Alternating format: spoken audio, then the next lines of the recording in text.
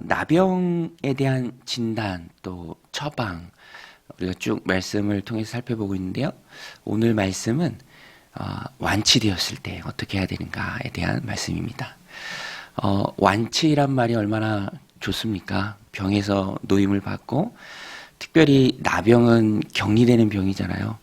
예, 저도 코로나 때문에 일주일 격리했는데 답답하고 또 힘들고 애들이 더 힘들어 하더라고요. 다 끝나고 유치원 간다니까 얼마나 좋아하는지. 격리에서 풀려서 자유롭게 된다는 것은 너무너무 좋은 일이죠. 그런데 뭐 지금도 우리가 알 수 있는데 이 당시에 나병에서 완치가 되어 격리가 풀리고 다시 사랑하는 가족 품에 들어가고 단절되었던 사회적 관계가 회복되고 이전의 일상으로 돌아간다라는 것은 더없이 큰 축복이고요. 너무너무 감사한 일입니다. 오늘 본문이 완치되고 복귀하는 그 과정에 대한 말씀입니다. 정결하게 되어서 다시 사회로 복귀할 때는 일정하게 정해진 규례가 있었습니다. 제일 먼저 제사장의 진찰을 받아야 했어요. 제사장이 확진했으니까 제사장이 나았다는 판정을 해야 합니다. 오늘 말씀 2절 3절에 보면 나병 환자가 정결하게 되는 날의 규례는 이러하니 곧 그 사람을 제사장에게로 데려갈 것이요 제사장은 진영에서 나가 진찰할지니 그 환자에게 있던 나병 환부가 나았으면 사실상 나병 환자가 진영 안으로 들어올 수는 없게 제사장이 진영 밖으로 나가서 봐야 했습니다. 그리고 그 환부가 완전하게 깨끗하게 나았으면 나았다라고 판정을 하고요. 그 후에 정해진 의식을 행해야 했습니다. 여러 가지 상징적인 의식이 나와요. 와, 이렇게 복잡한가? 라고 싶을 정도로 다양한 회복 선포 의식이 나옵니다. 제사장으로부터 먼저 치료가 되었다는 판정을 받으면 그 후에 백향목과 우슬초를 준비합니다. 새 2마리도 준비합니다. 한 마리는 흐르는 물이 생명을 뜻합니다. 흐르는 물. 그 물 위에 질그릇 위에서 잡습니다. 그 질그릇 안에 잡은 새의 피가 이제 고이도록 담기도록 질그릇 위에서 잡고요. 그런 다음에 살아있는 새 한 마리는 산채로 우슬초, 이게 스펀지 같은 역할이에요. 붓으로 먹물을 찍어서 바르잖아요. 그런 역할을 합니다. 그래서 우슬초로 듬뿍 그 피를 찍어서 향기가 나는 백향목에 묶어서 잡은 새의 피에 적셔 완치된 사람에게 7번을 뿌립니다. 피를 뿌리는 의식을 행한 뒤에 이 살아있는 새는 그대로 들에 나가서 날려보냅니다. 7은 완전수로서의 의미가 있고요. 그 피 뿌림을 받은 사람은 이제 정결하게 되는 그런 상징이 있는 것이죠. 새를 이제 날려보내요. 여러분 잡혔던 그 새가 다시 이제 하늘로 들에서 훨훨 날아가는 그 모습을 그려보십시오. 얼마나 자유를 의미합니까? 오늘 말씀 7절이죠. 나병에서 정결함을 받은 자에게 7번 뿌려 정하다 하고 그 살아있는 새는 들에 놓을지며. 잡혔다가 의식이 끝난 후 하늘로 훨훨 날아가는 새는 병에서 완전히 놓인, 그래서 이제는 자유한 일상으로 회복된 그 사람을 상징합니다. 그 마음을 상징하죠. 단절이라는 것은요, 참혹하죠. 예배도 못 드립니다. 다시 그 공동체 안에 들어갈 수도 없고요. 하나님 섬기는, 어찌 보면은 예배도 드리지 못한다라는 것은 커다란 징계의 의미가 있죠. 완전히 끊겼다라는 것이죠. 그런데 이제는 치유되었고, 이제는 회복되었고, 이제는 완치가 되어서 다시 하나님 예배 드릴 수 있고, 공동체 안에 들어갈 수 있고, 사랑하는 가족과 함께 보낼 수 있다라는 것은 너무너무 큰 축복이죠.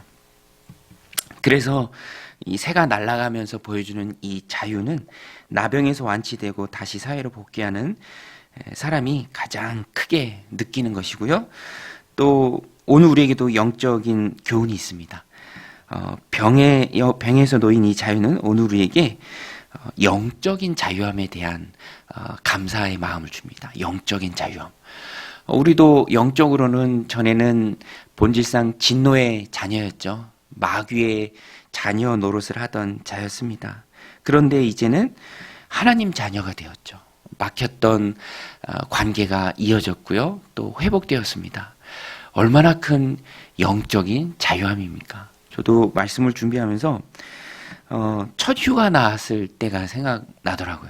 첫 휴가 나왔을 때 하나부터 열까지 제한이 있고 자유가 없던 곳에서 처음 휴가 나왔을 때 4박 5일 100일 휴가 나왔을 때 꿈 같죠. 내가 하고 싶은 대로 할 수 있고 또 사랑하는 가족들 보고 또 친구들 보고 그 자체가 대단히 큰 기쁨이고 또 감격스러움입니다. 그런데 오늘 우리의 신분이 그와 같습니다. 마귀의 자녀였고요. 본질상 진노의 자녀였지만 우리가 하나님의 자녀가 되었죠. 영적인 자유함이 있습니다. 그 어떤 것도 죄의 결박에서 나를 끊어낼 수가 없었지만 예수님께서 피를 흘려주심으로 피 흘림이 없은 즉 사함이 없죠. 그러나 죄 없으신 예수님께서 내 죄를 대신해서 피 흘려주심으로 우리가 예수님을 통해서 그 의가 내게 전가되어서 내가 의로운 자가 되었습니다. 그래서 구약 제사에도요 항상 피가 등장합니다. 오늘 본문에도 새의 피가 등장하죠.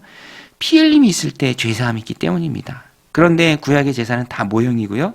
실체는 예수님입니다. 예수님의 피가 진짜 피고요.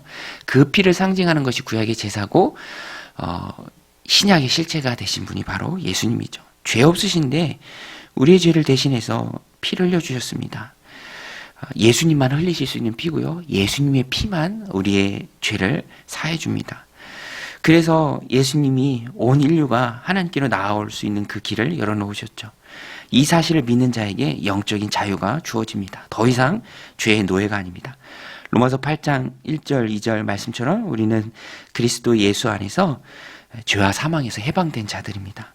로마서 8장 1절 2절입니다. 그러므로 이제 그리스도 예수 안에 있는 자에게는 결코 정죄함이 없나니 이는 그리스도 예수 안에 있는 생명의 성령의 법이 죄와 사망의 법에서 너를 해방하였음이라. 여러분, 오늘 우리는 죄와 사망의 법에서 해방된 자인 줄로 믿습니다.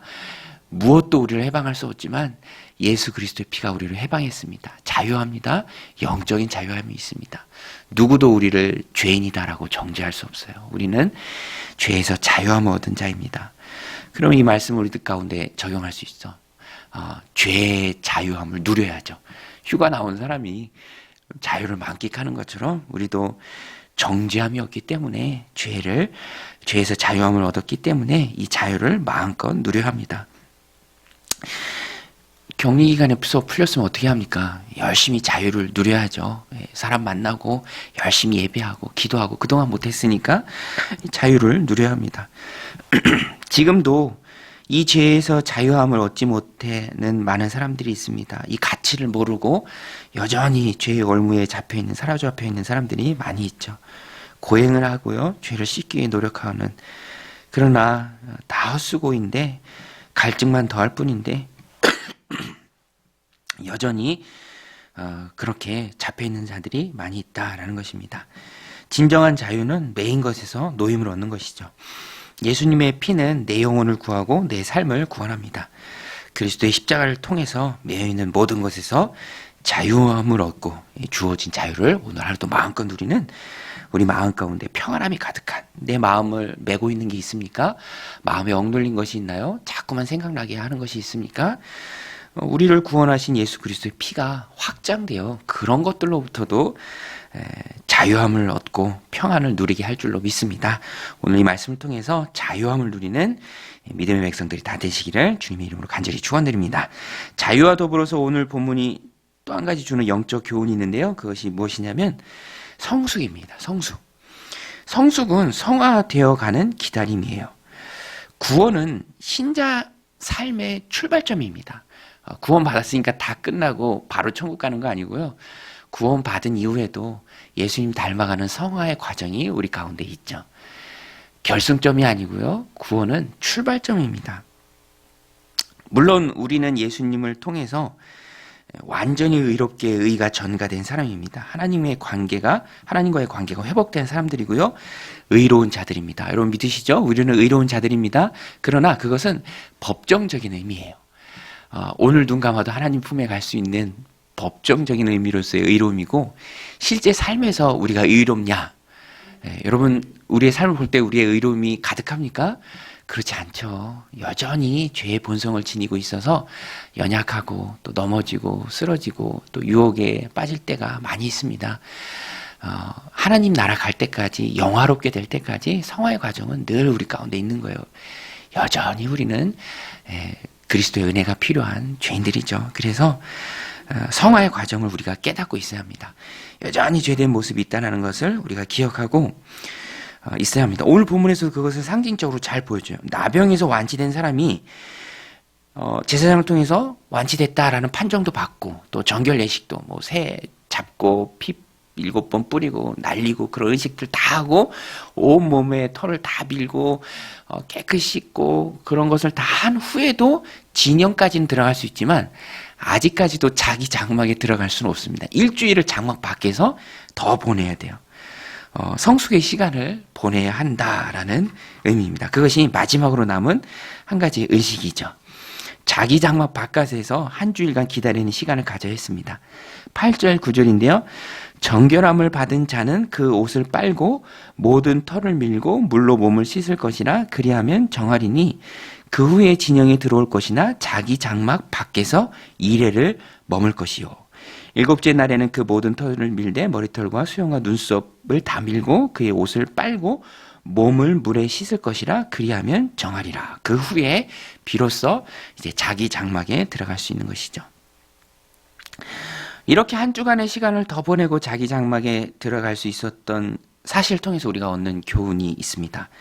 죄 씻음을 받아 의로워진 사람도 지속적인 회개를 통해서 성화의 과정이 필요하다는 거예요. 범죄하고요. 또 그 죄를 예수님의 피를 통해서 완전히 의로워졌지만 성화의 과정 속에 가장 중요한 역할을 하는 회개를 통해서 늘 하나님 앞에 무릎 꿇고 용서를 구해야 합니다. 구원받은 그리스도인은 회개를 통해서 성화로 나아가야죠. 무릎 꿇고 용서를 구하는 시간이 필요합니다. 의롭다 함을 받았을지라도 육신 안에 머무르는 동안은 죄의 본성이 늘 있습니다. 그래서 성령의 지배를 부단히 받도록 노력해야 합니다. 그것이 바로 성화의 과정이죠. 이 말씀을 우리들 삶 가운데 적용할 때 우리는 영적으로 잠들지 않고 늘 깨어 기도하는 시간이 있어야 한다라는 것입니다. 여러분, 우리는 영적으로 잠들지 않고 늘 깨어 기도해야 할 줄로 믿습니다. 그것이 성화의 과정이죠. 신령한 말씀의 젖을 삼아야 하고요. 예배 가운데 서는 시간들이 있어야 합니다. 늘 신령한 고리에 나를 걸어야 하고요. 늘 하나님의 말씀을 의지하고 살아가야 합니다. 그래야만 우리는 살 수 있죠. 회개를 통해서 세리가 기도하잖아요. 주여 죄인이로소이다. 가슴을 치며 기도합니다. 그때 하나님의 의로움이 늘 흘러가는 것입니다. 성화의 과정을 도외시하면 금방 무너질 수 있다라는 것입니다. 영적인 교만은 늘 우리가 경계해야 합니다. 우리의 인생을 말씀의 반석 위에 세우는 성화의 과정이 꼭 필요합니다. 그래야 힘들고 어려운 고난의 시간이 밀려올 때 반석 위에 우리의 인생을 세웠기 때문에 넘어지지 않을 수 있다라는 것이죠.